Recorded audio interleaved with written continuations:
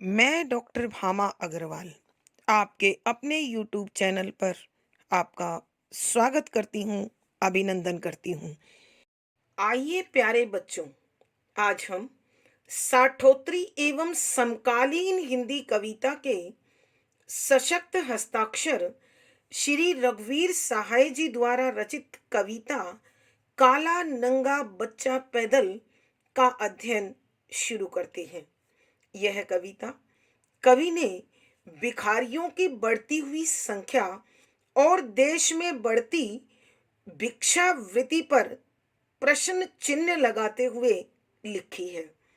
इस कविता में कवि ने भिखारियों की मानसिकता को अध्ययन कर उस पर करारा व्यंग किया है। किस्मत, युवा, आत्मविश्वास, पुरुषार्थ, स्वाभिमान छोड़कर भिक्षा मांगना स्वीकार करते हैं। यहाँ कवि ने एक ऐसे ही प्रसंग का उल्लेख किया है जिसमें वह भिक्षावृत्ति के प्रति भिखारियों की मानसिकता का उद्घाटन करते हैं। यहाँ कवि बताते हैं कि एक दिन वो सड़क से गुजर रहे थे। तभी कवि ने एक काले रंग वाले नंगे शरीर वाले बच्चे को सड़क के बीचों बीच पैदल चलते हुए देखा।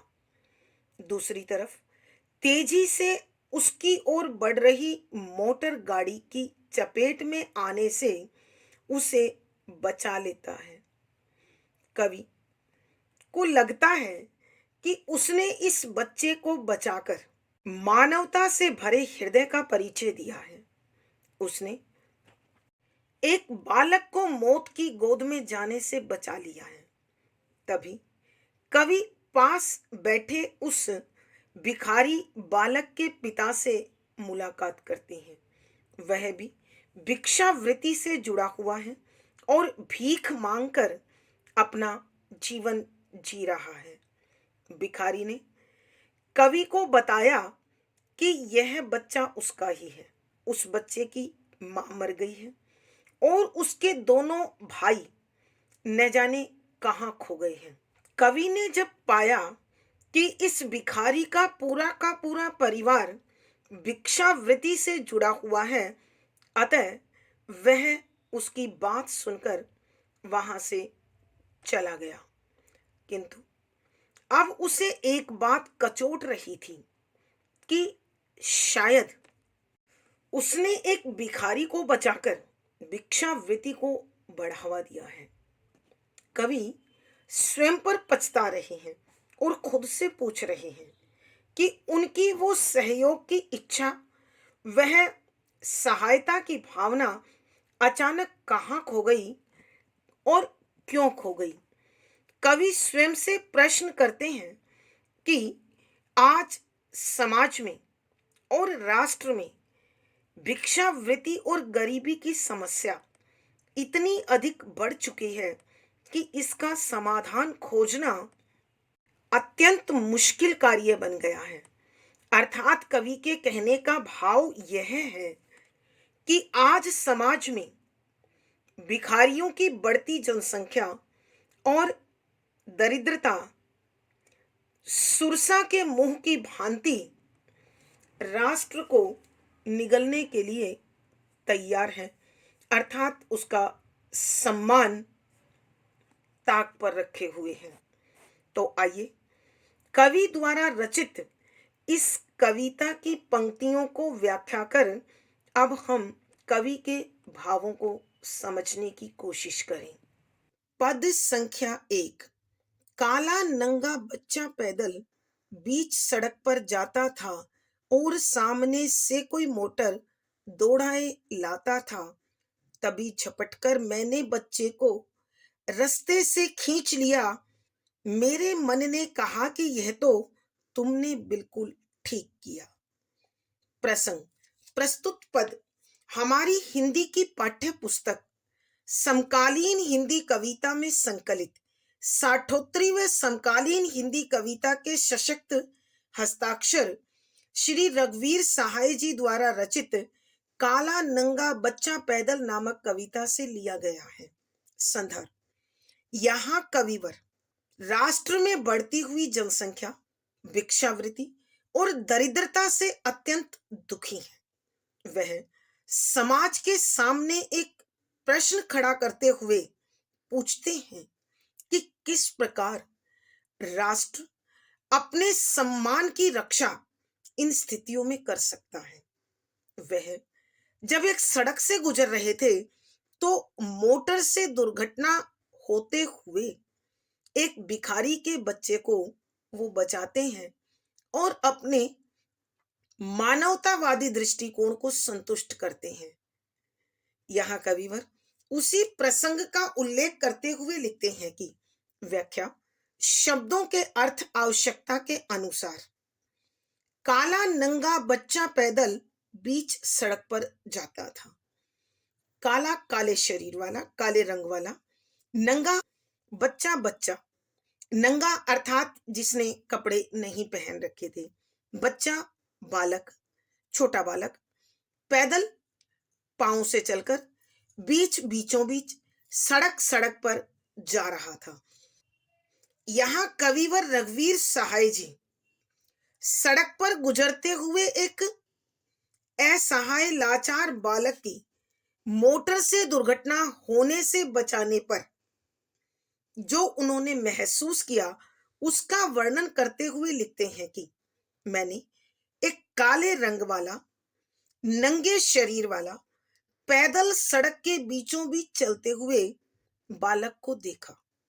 वह उस सड़क से गुजर रहा था और सामने से कोई मोटर दौड़ाए लाता था और दूसरी तरफ से कोई न कोई मोटर चालक बड़ी तेजी से अपनी गाड़ी को चलाते हुए वहां से गुजर रहा था कि कवि ने देखा कि वह सरपट दौड़ती गाड़ी निश्चित रूप से इस बालक को कुचल देगी।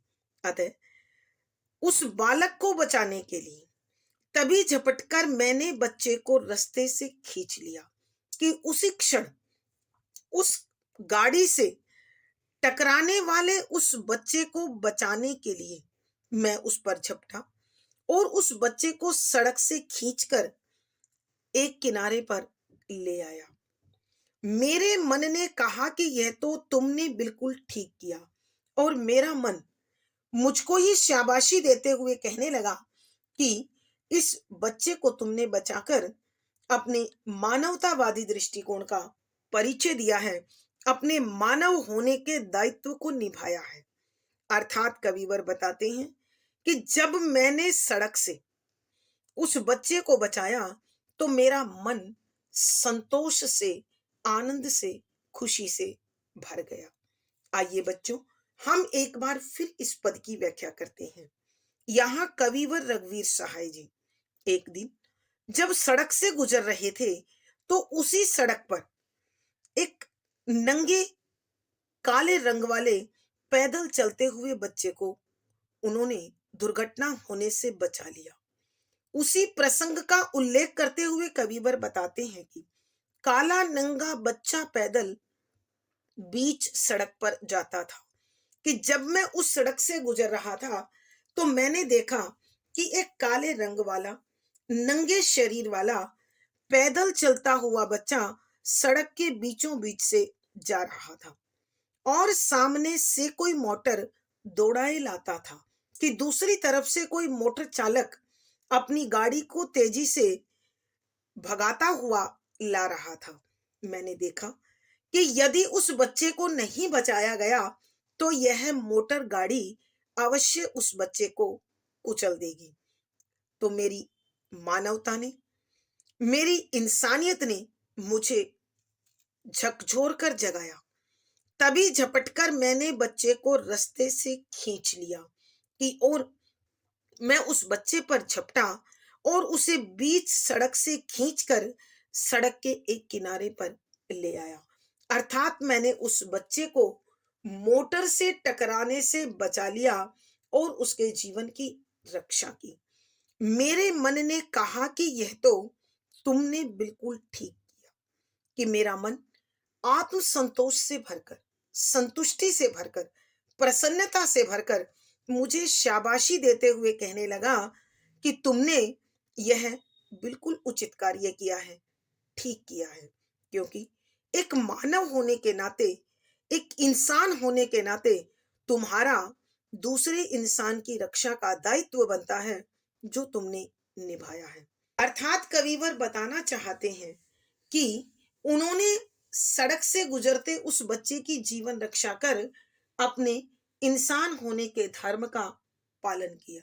भावार्थ, कवि के कहने का भाव यह है कि मैंने उस बच्चे को दुर्घटना से बचाकर बड़ा संतोष, बड़ा आनंद महसूस किया। विशेष,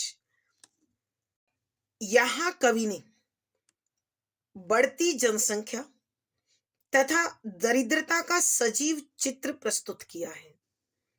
सरल, सहज, परवाहमयी खड़ी बोली है, शांत रस प्रसाद गुण है, व्यंजना शब्द शक्ति है, मुक्तक छंद गेय शैली है और संगीतात्मकता बनी हुई है। यहाँ अनुप्रास, उल्लेख आदि अलंकारों का सुंदर सटीक प्रयोग हुआ है। पद संख्या 2। वहीं देखकर एक भिखारी, मैंने उससे यूं पूछा, क्या ये साथ तुम्हारे हैं? वह पल भर ठिठका बोला, हाँ। फिर कुछ आशा से बतलाने लगा कि साहब इसकी माँ गुजर गई है, इसके 2 भाई भी मैंने दिए गंवा। प्रसंग पूर्ववत। संदर्भ, यहाँ कविवर सड़क दुर्घटना से एक बच्चे को बचाते हैं और बड़े संतोष का अनुभव करते हैं। उसी क्षण उस बच्चे के वास्तविक परिचय को पाकर कवि का हृदय कुछ इस प्रकार व्याकुल हुआ, जिसका वर्णन कविवर इस पद में कर रहे हैं। व्याख्या, शब्दों के अर्थ आवश्यकता के अनुसार। यहाँ कविवर रघुवीर सहाय जी जिस बच्चे को दुर्घटना से बचा लेते हैं, उस बच्चे को एक भिखारी की ओर जाता हुआ देखकर कवि ने जो अनुभव किया, उस प्रसंग का उल्लेख करते हुए वो लिखते हैं कि वहीं देखकर एक भिखारी, मैंने उससे यूं पूछा कि जहां मैंने उस बच्चे को खींचकर बचा लिया था, वहीं उस बच्चे को किसी भिखारी की ओर देखता हुआ देखकर मैंने वहीं उसी स्थान पर देखकर देखने के बाद एक एक भिखारी भीख मांगने वाला, मैंने उससे यूं पूछा कि उस भिखारी से कुछ इस प्रकार पूछा कि जब मैंने सड़क के किनारे उस बालक के पिता को भीख मांगते हुए देखा और वहां पर बैठा हुआ पाया, तो मैंने उस भिखारी से कुछ इस प्रकार पूछा, क्या यह साथ तुम्हारे हैं? कि क्या यह बालक तुम्हारे साथ है, अर्थात तुम्हारा बालक है? वह पल भर ठिठका बोला, हाँ। कि वह भिखारी एक क्षण के लिए रुककर कहने लगा कि हाँ साहब, यह मेरा बच्चा है। फिर कुछ आशा से बतलाने लगा कि साहब इसकी मां गुजर गई है, इसके 2 भाई भी मैंने दिए गंवा। फिर उसके बाद कुछ अलग प्रकार की आशा, संभावना, इच्छा से बतलाने लगा, कहने लगा कि साहब इस बालक की मां गुजर गई है, अर्थात मर चुकी है। कि इस बालक की मां मर चुकी है, इसके 2 भाई भी मैंने दिए गंवा।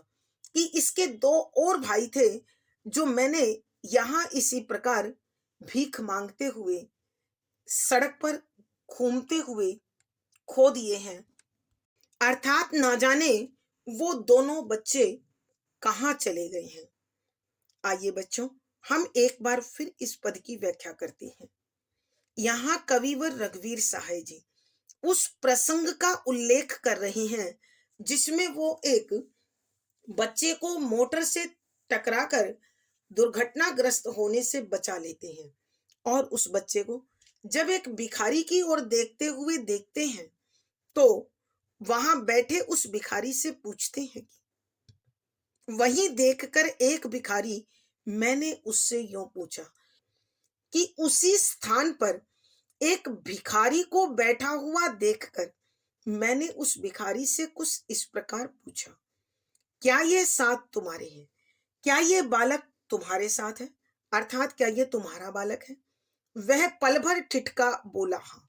कि भिखारी पहले कुछ डर गया, सहम गया और रुककर कहने लगा कि हाँ साहब, यह मेरे साथ है। फिर कुछ आशा से बतलाने लगा कि साहब, इसकी मां गुजर गई है, इसके दो भाई भी मैंने दिए गवा। कि फिर उसके मन में कवि से कुछ प्राप्त करने की आशा जगी। कुछ उसी इच्छा से, उसी भावना से वह कवि को बताने लगा कि साहब, इसकी मां कुछ समय पहले ही मर चुकी है। अर्थात अब हमारे घर की व्यवस्था बिगड़ गई है। इसके दो भाई भी मैंने दिए गवा। कि इसके दो अन्य भाई थे जो न जाने कहां खो गए हैं। अर्थात कवि के कहने का भाव यह है कि वह भिखारी उस कवि से कुछ पाने की आशा में उसके सामने अपना दुखड़ा रोते हुए कहने लगा कि इसकी मां इसी प्रकार जीवन यापन करते हुए मृत्यु को प्राप्त हो चुकी है और इसके दो भाई भी खो चुके हैं। अतः अब इस फुटपाथ पर भिक्षा मांगकर गुजारा करना ही मेरा भाग्य बन चुका है, मेरी नियति बन चुका है। भावार्थ, कवि के कहने का भाव यह है कि वह भिखारी अब यह सोचने लगा था कि उसे कवि से अच्छी भीख प्राप्त हो जाएगी।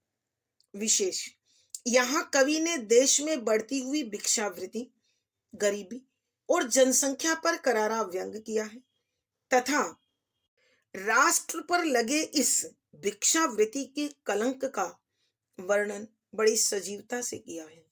सरल सहज परवाहमयी खड़ी बोली है, करुण रस प्रसाद गुण है, व्यंजना शब्द शक्ति है, मुक्तक छंद गेय शैली और संगीतात्मकता बनी हुई है।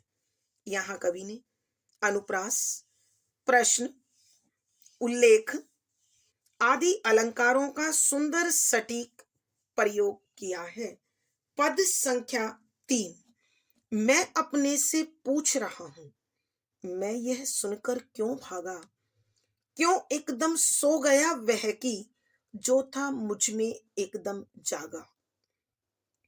प्रसंग पूर्ववत संदर्भ, यहाँ कविवर उस प्रसंग का उल्लेख कर रहे हैं जिसमें उन्होंने मोटर से दुर्घटनाग्रस्त होते बच्चे को बचा लिया और उसके पिता से हुई मुलाकात के बाद भिक्षावृत्ति, बढ़ती जनसंख्या और दरिद्रता जैसी राष्ट्रव्यापी समस्याओं पर प्रश्न उठाते हुए लिखा है कि मैं अपने से पूछ रहा हूं कि जैसे ही उस भिखारी ने मुझे यह बताया कि इसकी मां मर चुकी है और मैं इसी प्रकार भीख मांगते मांगते इसके दोनों भाइयों को खो चुका हूं और अब हम यहाँ इसी प्रकार जीवन यापन करते हैं, तो राष्ट्रव्यापी इस समस्या पर चिंतित होकर अपने आप से पूछने लगा।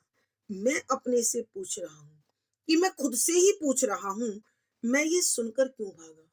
कि जैसे ही मैंने उस भिखारी की राम कहानी सुनी, उस भिखारी के विषय में जाना, तो मैं वहां से क्यों भाग खड़ा हुआ।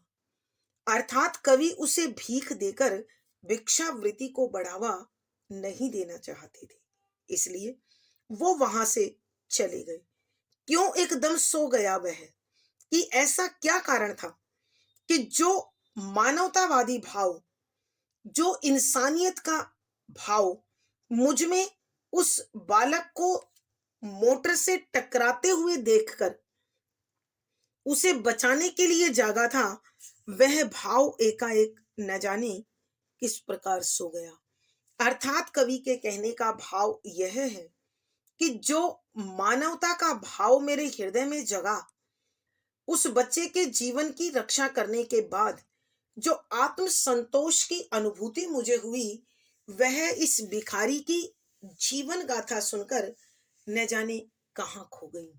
और मैं राष्ट्रव्यापी इस समस्या को देखकर, सुनकर, महसूस करके अपने आप को शर्मिंदा, कलंकित और दुखी महसूस कर रहा था कि न जाने कैसे इस राष्ट्रव्यापी समस्या से राष्ट्र को और समाज को छुटकारा मिलेगा। आइए बच्चों, हम एक बार फिर इस पद की व्याख्या करते हैं। यहाँ कविवर रघुवीर सहाय जी जब मोटर से टकराते हुए बच्चे को बचा लेते हैं और वहीं उस बच्चे के पिता से मिलकर उसके जीवन गाथा के विषय में सुनते हैं तो उनके मन में जो आत्म संतोष का भाव जगा था वह अचानक कहीं खो गया। उसी विषय पर अपने विचार रखते हुए कविवर कहते हैं कि मैं अपने से पूछ रहा हूं, मैं ये सुनकर क्यों भागा, कि मैं अब खुद से ही प्रश्न कर रहा हूं कि उस भिखारी की जीवन गाथा को, उसके पारिवारिक स्थिति को सुनकर मैं वहां से क्यों भाग खड़ा हुआ। अर्थात मैं क्यों उस भिखारी की सहायता नहीं कर पाया, क्यों एकदम सो गया वह कि जो था मुझ में एकदम जागा।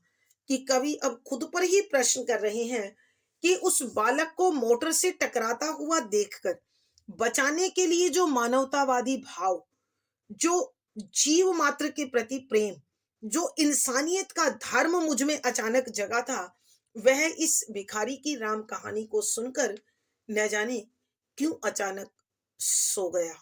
अर्थात कवि बता रहे हैं कि जिस संतोष की अनुभूति मैंने उस बालक को बचाकर की थी, उस बालक की स्थिति को जानकर राष्ट्रव्यापी दरिद्रता, बढ़ती हुई जनसंख्या और भिक्षावृत्ति के कलंक के विषय में विचार कर मैं आत्मगिलानी का, पश्चाताप का अनुभव कर रहा हूं। अर्थात कवि मन ही मन सोच रहे हैं कि न जाने इस राष्ट्र पर कलंक बने हुए समस्या रूपी दाग न जाने कब मिटेंगे। अर्थात कवि के कहने का भाव यह है कि इस राष्ट्र के सम्मान को मिट्टी में मिलाती यह भिक्षावृत्ति, यह दरिद्रता और सुरसा की मुंह की बांधती बढ़ती जनसंख्या पर रोक लगनी अत्यंत आवश्यक है। भावार्थ, कवि के कहने का भाव यह है कि राष्ट्र में बढ़ती जनसंख्या का एक बहुत बड़ा कारण भिक्षावृत्ति भी है और न जाने पूर्ण समर्थ और युवा वर्ग भी आत्मसम्मान को खोकर, पुरुषार्थ से बचकर भीख मांगकर अपना जीवन यापन करना क्यों सरल और सहज समझते हैं और राष्ट्र के सम्मान को कलंकित करते हैं। विशेष यहाँ कवि ने राष्ट्रव्यापी समस्या, बढ़ती जनसंख्या, भिक्षावृत्ति और दरिद्रता पर करारा व्यंग्य किया है। सरल सहज परवामयी खड़ी बोली है, करुण रस प्रसाद गुण है, व्यंजना शब्द शक्ति है, मुक्तक छंद गे शैली और संगीतात्मकता बनी हुई है। यहाँ अनुप्रास, प्रश्न, मानवीकरण आदि अलंकारों का सुंदर सटीक प्रयोग हुआ है। आज की कक्षा में प्यारे बच्चों इतना ही। अगली वीडियो में फिर मुलाकात होगी। आशा है पढ़ा गया विषय आपको समझ में आया होगा। अपने भाव व विचार कमेंट बॉक्स में लिखें। वीडियो को लाइक करें, शेयर करें और चैनल सब्सक्राइब करें। आपका दिन और जीवन मंगलमय हो, इसी शुभकामना के साथ आभार, धन्यवाद।